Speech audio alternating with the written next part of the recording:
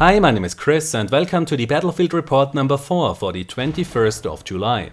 First off, bad news for premium owners of Battlefield Hardline. The advertised super features that are part of the premium system will be released one by one together with the last 3 DLCs. This means that the enhanced competitive play support is part of the 3rd DLC and the gun bench will be part of the 4th DLC, which is planned to be released early 2016.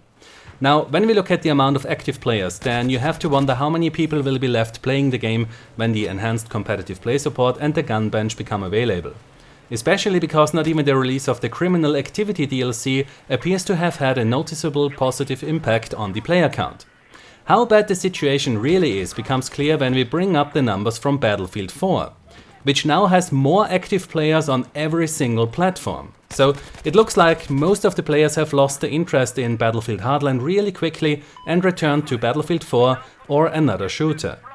Now, I hate to be the person who says I told you so, but since the very first beta I said that Hardline has a lot of potential, but most of that potential is not used. The game was significantly improved after the first beta, but in my opinion there were too many sacrifices made in order to label the game Battlefield Hardline instead of just Hardline. I also felt that the game tried to appeal to too many different kinds of gamers instead of focusing on just one single group. It should have decided if it wants to be The Wire or Bad Boys, instead of trying to be both. So I will most likely get a lot of hate for this, but in many ways this situation reminds me of Battlefield 2142. When it was released just 1 year after Battlefield 2, a lot of players felt that EA tried to sell them a total conversion mod of Battlefield 2, as the graphics were nearly identical. Just a few lighting effects had been added, and the mod support for Battlefield 2142 was also worse than the one for Battlefield 2. What happened was that when 2142 came out, a lot of players gave it a shot, but just a few months later we have seen that most players returned to Battlefield 2, and the player numbers for 2142 were then always significantly lower than those of Battlefield 2. So what happened back then is really similar to what happened now, and I still believe that 2142 would have worked better as an Battlefield 2 add-on like Special Forces was. And Hardline would have worked better and might have been received better by the community as a big add-on for Battlefield 4. Next up, Windows 10. On the 29th of July, Microsoft will release Windows 10, and if you have Windows 7 or Windows 8, then you can upgrade to Windows 10 for free. Now, does Battlefield 4 work on Windows 10? I've installed the build 10.240 last week, which appears to be the final version that Microsoft is going to release on the 29th. It has also received 2 Windows updates since it became available to the Windows insiders, which fixed a few smaller issues and added security fixes. Now, the gameplay that you see here in the background, as well as the gameplay shown in my last 2 videos, was recorded on that Windows 10 installation. So, as far as I can tell, Battlefield 4, the Battlefield 4 CTE, World of Warships and a few other games that I'm playing at the moment work just fine after the upgrade to Windows 10. So, if you upgrade on the 29th, then you should be able to play Battlefield 4 and most of the other games just fine. And I have to say that I really love the new Start menu and the Universal apps that you can now also run in windowed mode. Now let's move over to Battlefield 4. If you own an Xbox One, then you now also have access to the community test environment. Or maybe not, as Microsoft requires that you must be a member of the Xbox Preview program to be able to participate in the Battlefield 4 CTE, which to be honest is really stupid, as you cannot even sign up to become a member of the Xbox Preview program. You have to be invited by someone else who is already in that program. So I hope that DICE will be able to convince Microsoft to drop that requirement, as it really hurts the CTE on the Xbox One, and that Sony will soon allow DICE to bring the CTE to the PlayStation 4. So what has happened in the CTE recently? The last 14 days were pretty calm, as most of the people working at DICE were on vacation. Since Monday everyone is back in the office, so we will see more activity again in the CTE in the next weeks. But there were a few patches last week and one yesterday, which is based on the branch for the upcoming summer patch, plus a few bug fixes. So let's begin with the most important one. JJJU fixed the ancient fake reload bug, which even Bad Company games were suffering from. This bug causes that when you press the reload button, the game will show you the reload animation, but the amount of bullets in your magazine does not change.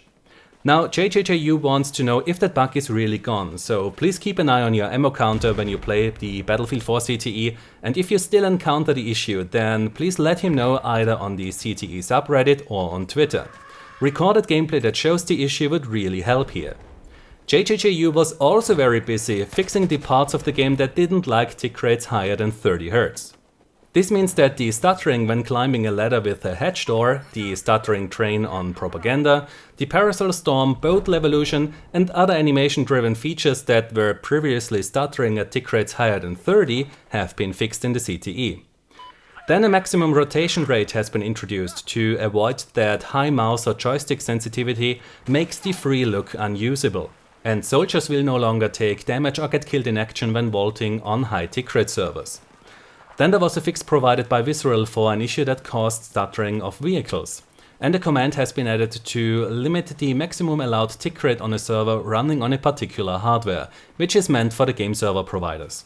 The community map project also received a solid amount of changes. The designers worked on the fog and the overall look of the map in terms of colors. The terrain height has been slightly changed, cover was added and the roads were tweaked. The water shader has been adjusted and the waterfall cave has been updated. The designers also updated the vegetation and the temple itself, as you can see here in the gameplay. And we have a boat on the river now, even though I have to say that with such a narrow river, I feel that the boat is not really that useful.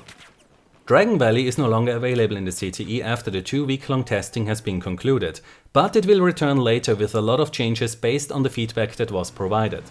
The night version of Zavod has also received several small tweaks where issues with flares and lights got fixed, as well as a few lights got added in places where it was too dark before.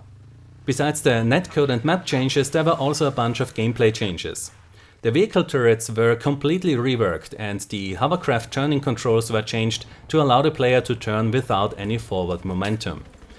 The in-combat system also works a bit different now. When you try to spawn on a squad member, then there is no check anymore if the player is suppressed or not. However, the developers left the check in place that looks if the suppression level of that player is increasing. The way I understand this change is that previously you couldn't join a squad member when he was affected by suppression. Now you can spawn on him as long as his suppression level is not increasing, which would mean that he is under fire.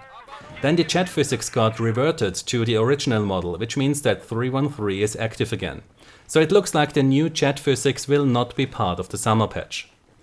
Then there was a fix for the passive radar missiles, which will cause that they now continue to fly when they are unguided. The TV missile also received further changes as the attempt to use the UCAV physics did not work out. Then the APS was fixed so that it will now also block laser guided missiles. And the blinking of the UCAV HUD has been fixed as well. Then the developers retuned and fixed a few aspects of the flashbangs.